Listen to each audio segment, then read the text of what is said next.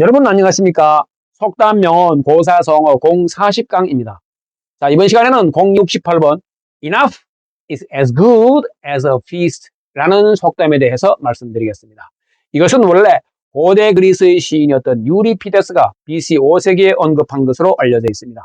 그러다가 나중에 스코틀랜드의 시인 존 바버가 1375년에 그리고 영국의 작가 토마스 물로리가 1470년에 다시 언급하게 됩니다. Enough is as good as a feast.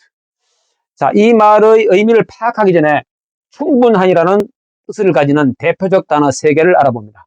adequate, enough, sufficient입니다. adequate는 벼도 말고 별도 말고 딱 적당히 있는 상태인 이런 뜻입니다. 가령 예를 들어서 식탁에 음식을 차렸는데 나 혼자 먹을 만큼이면 adequate food. 그 다음에 enough는 적당함을 넘어서 어느 정도 여유가 있을 만큼 충분합니다. 그러니까 나 혼자 먹고 남아서 냉장고에 넣어둘 만큼이면 enough food. sufficient는 차고 넘칠 만큼 여유 있는 입니다. 그러니까 음식이 남아서 친구가 같이 먹을 만큼 많으면 sufficient food가 되는 겁니다. 예를 하나만 더 드려볼게요. 자, 우리가 배가 고파서 밥을 먹는데 조금만 더 먹었으면 좋겠네가 adequate 상태. 배불러 하면 enough. 배 터지겠네 하면 sufficient입니다. 네. 마지막으로 예를 한 개만 더 들어볼게요. 맥주를 맥주잔에 따르는데 맥주잔에 한 80% 정도 이렇게 차 있는 상태가 adequate 상태고 잔에 꽉 차면 enough, 꽉 찬 겁니다. sufficient는 흘러 넘치는 겁니다. 아셨죠? 그 다음에 as good as라는 표현은 뭐뭐만큼 그만큼 좋은, 뭐뭐나 마찬가지인, 뭐뭐에 충실한 등의 뜻이 있는데 여기서는 뭐뭐나 마찬가지인이라는 뜻을 가지는 것으로 보는 게 좋겠어요. 그래서 enough is as good as a feast라는 말은 충분한 것은 잔치나 마찬가지다. 잔치나 다름없다. 배부른 것, 배부르다 그랬죠, enough가. 배부른 것은 진수성찬이나 다름없다 이 말이죠. 배가 부르기만 하면 진수성찬이나 마찬가지야. 부족하지 않으면 충분한 것으로 알아라라고 하는 겁니다. 배만 차면 enough 하면 잔치 음식 피타. 잔치 음식을 먹은 것이나 진배 없다. 유리피데스가 한 말. 충분히 가진 자는 더 이상 바라지 말아라라고 하는 겁니다. 로마 시인 호라티우스가 한 말입니다.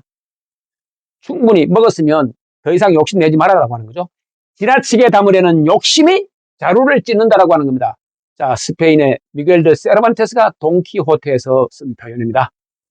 그 다음에 enough is enough, enough already라는 표현도 있습니다. 충분한 것은 충분한 것이다. 이 말이 뭐냐? 이제 그만해라, 그만하면 충분해, 그만하면 됐어, 집어치워 이런 등의 뜻을 지닙니다. 자, 우리 친구라는 영화가 있었죠.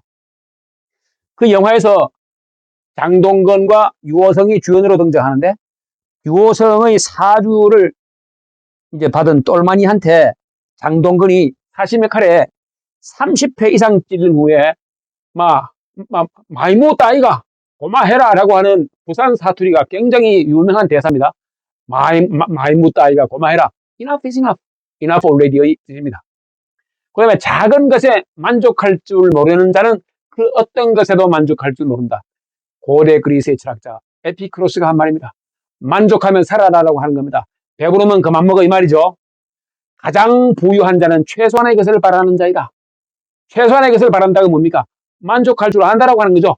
고대 로마의 풍자 시인이었던 푸블리우스 시루스가 한 말입니다. 그 다음에 만족은 가난한 이들을 부자로 만들고 불만족은 부자를 가난한 이로 만든다. 야, 의미심장하나요? 만족하면 살아야 좋다라고 하는 거죠. 벤자민 프랭클린이 한 말입니다. 자신이 지닌 것에 만족하는 것이 행복의 일부다. 만족하면 살아라고 하는 거죠. 풀라니족 속담인데 이 풀라니족은 아프리카 중서부 초원 지역에 거주하던 유목민이 풀라니족. 만족하면 살아라고 하는 겁니다. 그 다음에 노자의 도덕경에 이런 말이 나옵니다. 죄 막대어 다욕. 자, 이게 뭐냐? 죄는 욕심이 많은 것보다 어느 뭐뭐보다 어가 세 군데 나오죠. 뭐뭐보다 죄는 욕심이 많은 것보다도 더 크지 않다라고 하는 겁니다. 욕심이 많으면 죄 짓는 겁니다. 화 막대어 부지족. 화는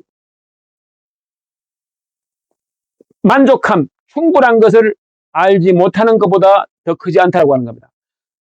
자, 만족함을 알지 못하면 그게 화를 부른다라고 하는 거죠. 만족하면서 살아라고 하는 겁니다. 욕심 부리지 말아라고 하는 겁니다. 욕심 부리면 죄가 되고 만족함을 알지 못하면 화가 되는 겁니다. 구는 허물구자입니다. 구막대어 욕득. 욕심 부리는 것을 얻는 것보다도 더 큰 허물은 없다라고 하는 겁니다. 욕심 부리지 마라. 욕심 부리지 마라. 만족함을 알아라. 이런 거죠. 지족, 상족의다. 이 말이죠. 지족. 만족함을 알고 그것에 만족하면 상족의, 항상 만족스럽다. 이 말이죠. 만족하면서 살아라. 이 말입니다. enough이면 그만하면 됐으니까 더 이상 욕심내지 말아라고 하는 것을 노자의 도덕경에서 이렇게 말하고 있습니다. 자, 그 다음에 톨스토이의 안나 카레니나에 대한 이야기를 잠시 해봅니다. 톨스토이의 안나 카레니나는 남들이 볼 때 부러울 것 하나 없는 모든 것이 완벽한 행복한 여자였습니다. 안나 카레니나가 잘 나가는 남편과 똑똑하고 귀여운 아들, 그리고 대저택, 수많은 하인들, 그녀에게는 어느 것 하나 부족한 것이 없었습니다. 하지만 본태의 나락에서 모스크바 기차역에서 만난 브론스키라는 군인에게 눈을 돌리고 그를 자신의 남편과 비교하기 시작하면서 그녀의 행복은 한순간에 깨져버립니다. 브론스키와의 연애는 무척 달콤했지만 끝까지 안나 카레니나의 행복을 책임져 주지는 못했습니다. 죄책감으로 괴로워하던 그녀는 결국 기차에 몸을 던져 불행하게 삶을 마감하고 맙니다. 안나 카레니나 종쳐버리네요. 소설의 또 다른 주인공 키티와 레빈은 달랐습니다. 그들은 서로 의견 충돌을 빚고 티격태격 싸우기도 하지만 자신들에게 없는 것을 넘보지는 않았습니다. 욕심 부리지 않은 거죠. 자신들에게 주어진 것에 만족을 하면서 산 겁니다. 일상 속에서 그 행복을 찾았던 겁니다.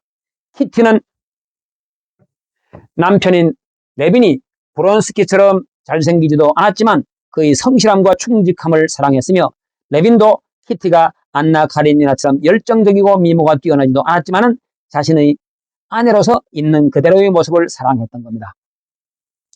넘침을 택한 안나 카레니나 브론스키 커플보다는 족함을 알고 일상을 충실하게 살았던 키티와 레빈 커플이 이 사람들의 삶이 더 행복했다고 생각합니다.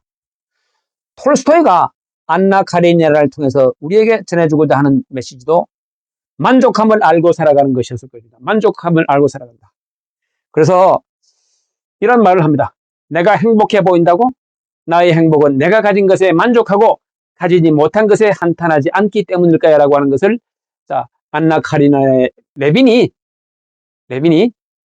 안나 카레니나의 오빠이자 레빈의 중마고였던 스테판에게 한 말입니다. 왜 행복하다고? 만족하면서 살기 때문이라고 하는 겁니다. 배가 부르면 진수성탄이니 하고 더 이상 말하지 말아라고 우리는 이해하는 것이 좋을 것 같습니다. 자, 그래서 만족할 줄 안다는 것, 그래서 부질없는 탐욕과 야망을 달성하려는 조바심에서 벗어난다는 것은 현실적으로 행복을 누릴 수 있는 요건이 되는 것입니다. 조금만 더라는 조바심에 행복은 안주하지 못하는 겁니다. 부족하지 않으면 충분한 것으로 알고 만족하면 살아가라. 그래야 행복하다, 이 말이죠. 자, 지금까지 영선이가 말씀드렸습니다. 다음 시간까지 안녕히 계십시오. 고맙습니다.